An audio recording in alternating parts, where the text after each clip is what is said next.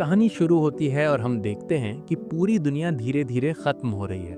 इस दुनिया के सभी पेड़ पौधे खत्म हो गए हैं, इसलिए ऑक्सीजन भी खत्म हो गया। सिर्फ एक शहर बच गया है जहां पर एक कंपनी है क्रॉनिक क्रॉप नाम से। उन्होंने आर्टिफिशियल ऑक्सीजन बना लिया है और यहाँ के लोग इसी आर्टिफिशियल ऑक्सीजन को लेके जिंदा हैं। और क्रॉनिक क्रॉप के पास इस ऑक्सीजन को बेच के बहुत पैसा है, इसीलिए वो टॉप साइंटिस्ट्स को लेके एक टाइम मशीन बना लेते हैं। जो लीड साइंटिस्ट है वो इस टाइम यानी 2047 से फ्यूचर में 427 साल आगे एक मैसेज भेजता है। उसे जानना था कि क्या फ्यूचर में कोई जिंदा बचा है, क्योंकि आर्टिफिशियल ऑक्सीजन से यहाँ लोगों को बीमारी हो रही है जिसका इलाज इनके पास नहीं है। कुछ ही सालों में ये सब भी मर जाएंगे। फिर फ्यूचर से यानी 2474 से एक मैसेज वापस आता है। मैसेज में लिखा था इथन वाइट को भेजो। और सब लोग हैरान हो जाते हैं क्योंकि इथन वाइट इस लीड साइंटिस्ट का बेटा है जो कि अभी बहुत छोटा है। सब लोग हैरान हैं कि 427 साल बाद कोई इथन वाइट को कैसे जानता है और वो उसे क्यों बुला रहा है। रेजिना जो कि इस कंपनी की लीडर है वो पूछती है, उन्हें तुम्हारे बेटे के बारे में कैसे पता? साइंटिस्ट मिस्टर वाइट कहता है, मुझे नहीं पता। फिर रेजिना बोलती है, और मैसेज भेजो, पता करो वहाँ हालात कैसे हैं। दूसरा साइंटिस्ट बोलता है, हम ऐसा नहीं कर सकते क्योंकि हमारे पास इतना पावर सप्लाई नहीं है। फिर मिस्टर वाइट घर जाते हैं और इथन के हाथ में एक डिवाइस लगा देता है जो कभी निकल नहीं सकता। दरअसल ये डिवाइस उस टाइम मशीन की चाबी है। उसने उस टाइम मशीन को इथन के डीएनए से लॉक कर दिया। फिर वो जल्दी जल्दी घर से निकल जाता है। उसकी बीवी पूछती है, कहाँ जा रहे हो? वो किसी को कुछ बिना कहे निकल जाता है। वो लैब में जाता है। उसे समझ में आता है रेजिना सिर्फ इलाज नहीं ढूंढना चाहती, वो इसे अपने फायदे के लिए इस्तेमाल करना चाहती है। मिस्टर वाइट रेजिना से कहता है, तुम सिर्फ इलाज नहीं ढूंढ रही हो, है ना? रेजिना कहती है, कोई इलाज नहीं है। हमें सिग्नल मिला है वो दुनिया खाली पड़ी है, वहाँ कोई इंसान जिंदा नहीं है। सभी इंसानों के मरने के बाद वो दुनिया फिर से हरा भरा हो गया है। मिस्टर वाइट कहता है, अगर वहाँ कोई जिंदा नहीं है तो वो मैसेज किसने भेजा? रेजिना कहती है, ये दुनिया ज्यादा दिनों तक नहीं बचेगी, इसीलिए हमें लोगों को वहां ले जाना पड़ेगा। मिस्टर वाइट कहता है, कौन से लोगों को ले जाओगी? तुम सिर्फ अपने लोगों के बारे में सोच रही हो, बाकी लोगों का क्या होगा? रेजिना कहती है, इंसानियत को बचाने के लिए लोगों को अपनी कुर्बानी देनी पड़ेगी। तभी दूसरा साइंटिस्ट आता है और कहता है, हम इंसानों को भेजने का टेस्ट शुरू कर सकते हैं। तब मिस्टर वाइट कहता है, ये अभी इंसानों को भेजने के लिए रेडी नहीं है। दूसरा साइंटिस्ट कहता है, इसे ठीक करने में थोड़ा वक्त लगेगा, लेकिन हम इंसानों को भेज सकते हैं। मिस्टर वाइट कहता है, मैं तुम लोगों को ऐसा नहीं करने दूंगा। मैंने मशीन को लॉक किया है अपने बेटे के डीएनए से। दूसरी तरफ का मशीन सिर्फ मेरा बेटा इथन ही चालू कर सकता है। ये सुन के रेजिना गुस्सा हो जाती है और मिस्टर वाइट को गोली मार देती है। दूसरी तरफ हम देखते हैं इथन और उसकी माँ दोनों कहीं जा रहे हैं और एक चोर इन पे हमला कर देता है। वो इथन की माँ को गोली मार देता है और दोनों का ऑक्सीजन लेके भाग जाता है। इथन की माँ मर जाती है। इथन भी ऑक्सीजन की कमी से मरने वाला होता है। तभी एक लड़का जिसका नाम जूड होता है वो इथन को बचा लेता है। फिर हम 20 साल बाद यानी 2067 का सीन देखते हैं। जूड और इथन एक टनल में काम कर रहे हैं। दरअसल ये पूरा शहर न्यूक्लियर पावर से चलता है और उसके कनेक्शन टनल से बिछा हुआ है। इसमें कुछ ना कुछ खराब होता रहता है और ये लोग उसे ठीक करके पैसा कमाते हैं। इथन घर जाता है जहां पर उसकी बीवी है और उसकी बीवी भी इस आर्टिफिशियल ऑक्सीजन को लेने की वजह से बीमार है। अगले दिन इथन फिर टनल पे काम कर रहा होता है और एक सिक्योरिटी वाला आके उसको अपने साथ चलने को बोलता है। इथन डर जाता है तो जूड सामने आ जाता है और सिक्योरिटी से कहता है, वो अकेले कहीं नहीं जाएगा, अगर तुम्हें उसे ले जाना है तो मुझे भी ले जाना होगा। दोनों को क्रॉनिक क्रॉप के ऑफिस ले जाया जाता है। वहां पर उनसे रेजिना मिलती है। वो कहती है, साइंटिस्ट ने जो अनुमान लगाया था उससे जल्दी ये दुनिया खत्म हो रही है और ऑक्सीजन ना मिलने की वजह से जो बीमारी हो रही है उससे कुछ सालों में हम सब मर जाएंगे। इथन कहता है, ये सब आप मुझे क्यों बता रही हो? तो रेजिना कहती है, तुम ही हो जो इस पूरी दुनिया को बचा सकते हो। फिर रेजिना इथन को लैब में ले जाती है।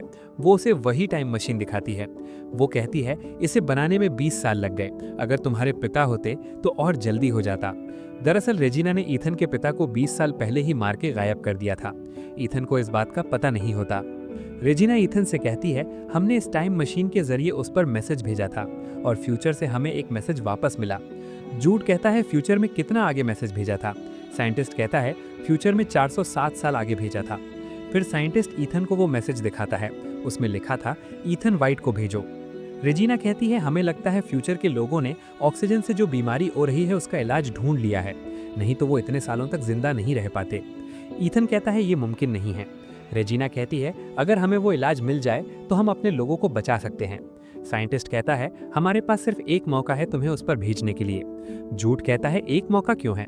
साइंटिस्ट कहता है हमारे पास इतना पावर सप्लाई नहीं है कि हम इसे बार बार चला सकें। ईथन कहता है मुझे ये सब ठीक नहीं लग रहा है और वो वहां से चला जाता है। फिर जूड उसे बहुत समझाता है। वो कहता है अगर तुम्हारे वहां जाने से लोगों की जान बचती है तो तुम्हें जाना चाहिए। ईथन कहता है मेरा पिता मुझे और मेरी माँ को छोड़कर चला गया था, मैं अपनी बीवी को छोड़कर नहीं जाऊंगा। ईथन घर जाता है और अपनी बीवी को ये सब बताता है।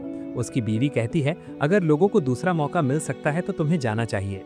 ईथन कहता है मैं तुम्हें अकेले छोड़कर कहीं नहीं जाऊंगा। उसकी बीवी उसे बहुत समझाती है और वो मान जाता है। फिर ईथन रेजिना के पास जाता है और कहता है अगर मुझे वहाँ इलाज मिलता है तो सबसे पहले मेरी बीवी का इलाज होगा। रेजिना कहती है ठीक है और वो उसे फ्यूचर में भेजने के लिए तैयार करने लगते हैं। ईथन को टाइम मशीन में खड़ा करते हैं और उसे एक एआई असिस्टेंट देता है जिसका नाम आर्ची है। साइंटिस्ट कहता है इसे अपने साथ ही रखना, इसके जरिए हम पता लगा सकते हैं तुम ठीक हो या नहीं। फिर साइंटिस्ट टाइम मशीन चालू करता है और ईथन को 407 साल आगे भेज देता है। ईथन वहां जाके एक जंगल में गिरता है। वो चारों तरफ जंगली जंगल देखता है। उसने इतने सारे पेड़ पौधे कभी नहीं देखा होता है।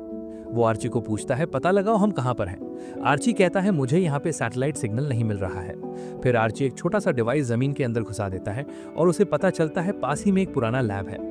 वो ईथन को ये बात बताता है और ईथन वहां जाता है। वहां जाके उसे वहां एक पुराना सा बंद दरवाजा दिखता है और एक मरे हुए आदमी का कंकाल दिखता है। उसके सिर में गोली का छेद है। फिर ईथन उसके कॉलर को साफ करके देखता है तो उसमें ईथन वाइट लिखा होता है। वो चौंक जाता है और आसपास कुछ ढूंढने लगता है। उसे वहां पे उस डेड बॉडी का आर्ची मिलता है, बिल्कुल वैसा जैसा इसके पास भी होता है। वो उससे रिकॉर्डिंग सुनने की कोशिश करता है लेकिन उसमें वीडियो नहीं चलता लेकिन ऑडियो चलता है। वो उसमें सुनता है किसी के साथ उसका झगड़ा हो रहा है और उस आदमी ने उसको गोली मार दिया। ईथन घबरा जाता है और वहां से जंगल में वापस चला जाता है। फिर जंगल में वो किसी तरह से आग जलाता है क्योंकि उसे भूख लगी होती है, इसीलिए वो वहां से वो एक जंगली फल खा लेता है। उस फल को खाने के बाद उसे बहुत अजीब महसूस होता है। वो फल जहरीला था और वो मरने लगता है। तभी वो आसमान से कुछ गिरते हुए देखता है और जंगल से एक आदमी आके उसे एक इंजेक्शन लगा देता है। फिर उसे जब होश आता है तो देखता है कि वो आदमी उसका दोस्त जूड है। फिर जूड उसे बताता है हमने तुम्हें जहर से मरते हुए देखा, इसीलिए उन्होंने मुझे यहाँ भेजा ताकि मैं तुम्हें तुम्हारे मौत से पहले बचा लूं। ईथन जूड को उसी मरे हुए कंकाल के पास ले जाता है और कहता है अगर तुमने मेरी मौत को टाल दिया है तो मेरी डेड बॉडी अभी भी यहाँ पे क्यों है? जूड कहता है ये तुम्हारी डेड बॉडी नहीं हो सकती, ये तुम नहीं हो। फिर आर्ची उसे कहता है पास में एक दूसरा दरवाजा है और वो दोनों उस दूसरे दरवाजे की तरफ निकल पड़ते हैं। वहां पहुंच के ईथन आगे जाता है और दरवाजा ईथन को स्कैन करके खुल जाता है। दोनों अंदर जाते हैं और अंदर बहुत अंधेरा होता है। वहां ईथन को कंप्यूटर दिखता है, उसके स्क्रीन पे लिखा हुआ है प्रेस एंटर टू एक्टिवेट।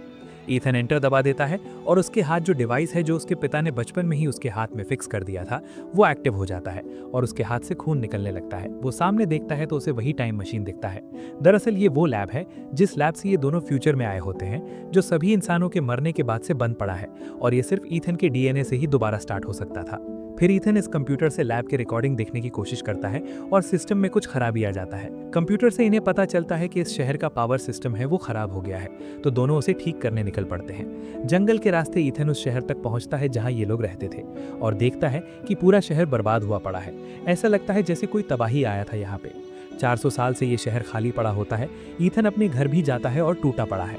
उसे वहां अपनी बीवी का कंकाल दिखता है और रोने लगता है। वो कहता है मैंने उसे वापस आने का वादा किया था लेकिन मैंने उसे अकेला छोड़ दिया। तो जूड कहता है हम इसे बदल सकते हैं। फिर दोनों उस न्यूक्लियर पावर स्टेशन पहुंच जाता है। वहां पे बहुत हालत खराब होती है। ईथन एक कमरे में घुसता है पावर को ठीक करने के लिए और वो कमरा एयरलॉक होने लगता है। जूड दरवाजा पकड़ लेता है और कहता है ईथन बाहर निकलो, लेकिन ईथन कहता है पावर को इसी कमरे से ठीक करना होगा। जूड कहता है तुम यहीं पर मर जाओगे क्योंकि इस रूम में ऑक्सीजन नहीं होगा। फिर ईथन जूड को गिरा देता है और रूम के अंदर से पावर को ठीक करने लगता है और पावर ठीक हो जाता है, लेकिन ऑक्सीजन की कमी से वो मरने लगता है। फिर जूड दरवाजा तोड़ देता है और अंदर आके ईथन को बचा लेता है। दोनों उसी लैब में वापस आ जाते हैं और देखते हैं कि टाइम मशीन ठीक ठाक चल रहा है। ईथन को वहां एक दूसरा दरवाजा दिखता है। वो उसकी तरफ जाता है और उसे खोलता है। दरवाजा खुलते ही उसे वहां उसकी वही कंकाल दिखता है जो उसने पहले देखा था। ईथन बहुत परेशान होता है, वो कुछ समझ नहीं पाता, तो अपनी आर्ची से बैटरी निकाल के उस डेड बॉडी की आर्ची में लगाता है और रिकॉर्डिंग देखने लगता है। वो देखता है उसे जिसने गोली मारा है वो उसका दोस्त जूड ही है। जूड कहता है ये मैं नहीं हूँ, लेकिन ईथन उस पर भरोसा नहीं करता। दोनों बीच झगड़ा होता है और ईथन जूड को एक कमरे में बंद कर देता है। फिर वो लैब का पुराना रिकॉर्डिंग देखने लगता है।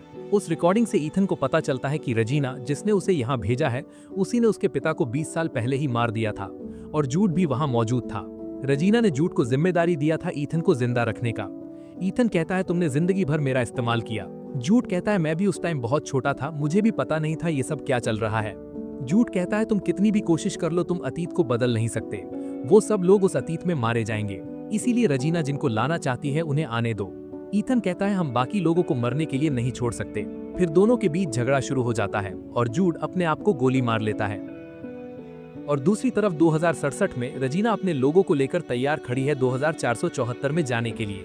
वो अपने सिक्योरिटी से कहती है ईथन जैसे वापस आएगा उसे मार देना और उसकी लाश को यहीं फेंक देना। फिर काउंटडाउन शुरू होता है और टाइम मशीन से कुछ तो वापस आया है और हम देखते हैं ईथन वापस नहीं आया। उसने बहुत सारे पेड़ पौधे भेज दिए हैं ताकि ये लोग इस दुनिया को फिर से हरा भरा कर सकें। और उसने एक रिकॉर्डिंग भी भेजा है जिसमें रजीना उसके पिता को मारते हुए दिख रही है। दूसरी तरफ 2474 में ईथन टाइम मशीन खराब कर देता है। ईथन की बीवी न्यूज में देखती है कि टाइम मशीन से बहुत सारे पेड़ पौधे वापस आया है, लेकिन ईथन नहीं आया। फिर उसे एक डिब्बा दिया जाता है जो कि उसी टाइम मशीन से आया था। वो उस डिब्बे को खोल के देखती है तो उसमें एक फूल था और वो समझ जाती है कि ईथन कभी वापस नहीं आएगा। फिर हम ईथन को देखते हैं वो अपने दोस्त को दफना रहा होता है और उसे वहाँ एक तितली दिखती है। वो दौड़ के लैब के पास जाता है तो उसे वहाँ उसका वो कंकाल नहीं दिखता, वो गायब हो गया है। मतलब फ्यूचर में कुछ तो बदल गया है जिसकी वजह से वो कभी मरा नहीं होता है। फिर वो दौड़ के उस पुराने शहर की तरफ जाता है। वहाँ जाके वो देखता है तो वहाँ वो शहर नहीं बल्कि एक दूसरी तरह का ही शहर बसा हुआ है जो कि बिल्कुल ठीक ठाक है और वहाँ इंसान अभी भी जिंदा हैं। दरअसल ईथन ने जो पेड़ पौधे 400 साल अतीत में भेजा था उसी से उन्होंने कुछ न कुछ करके अपनी दुनिया को बचा लिया था और ये दुनिया 400 साल बाद भी सही सलामत है। और ये कहानी यहीं पे खत्म हो जाती है।